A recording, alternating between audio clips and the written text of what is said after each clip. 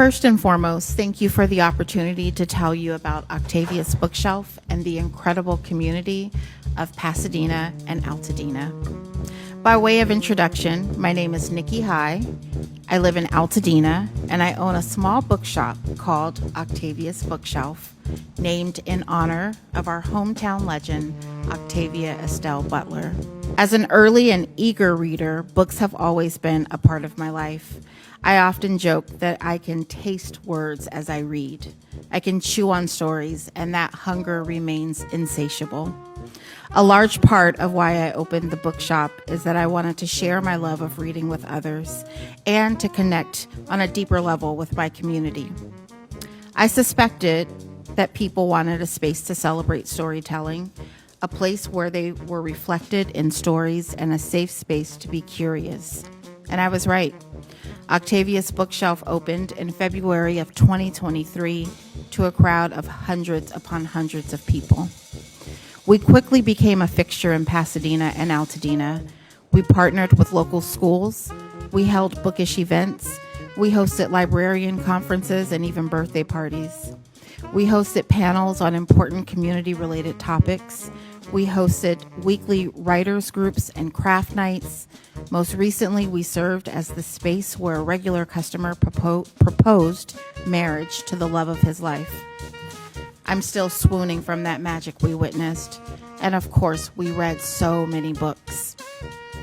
As I quietly ushered in 2025, I reflected on how I could further service my community and reach in Pasadena, Altadena, and beyond. Little did I know I would have the chance to connect in unimaginable ways. After evacuating on January 7th, my husband and I drove back to our street the next morning to find it actively on fire.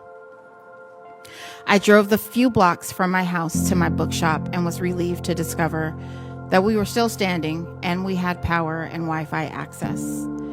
I posted to Instagram letting my customers know that the shop was still standing and encouraged neighbors and friends to come by, charge their phones, make some calls, and have a snack.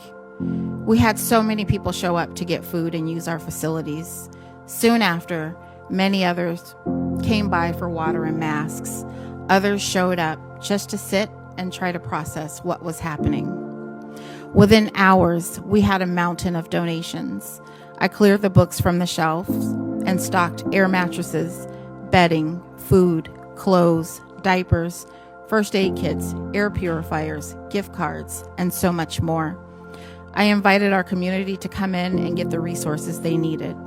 Octavia's Bookshelf became a mutual aid hub for 5 weeks. We remain in service to our community to this day. Absolutely none of this would have been possible without the generosity from ordinary people. For context, running a small business is difficult. Running an indie bookstore adds another layer of challenges and complexities. With a profit margin of 2 to 3%, every penny counts, and there's little room for error, let alone a tragedy of this magnitude. I no longer plan for the future. I now plan by the month, and sometimes I plan by the day. Thousands of residents have yet to move back. Others are facing the reality that they may never come back as the cost to rebuild homes or find stable housing in the city is out of reach.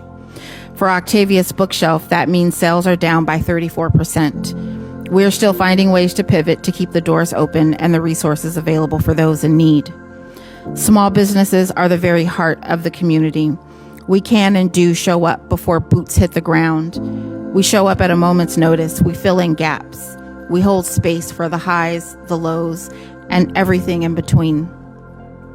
On the bleakest of days, I'm asking myself, what miracles can I perform? How will I make ends meet at home and at the shop? I know I'm not alone. Small business owners throughout the community are facing the same questions. What I know for sure is I will never stop trying. I know that this community deserves to have third spaces where we feel seen, respected, and safe.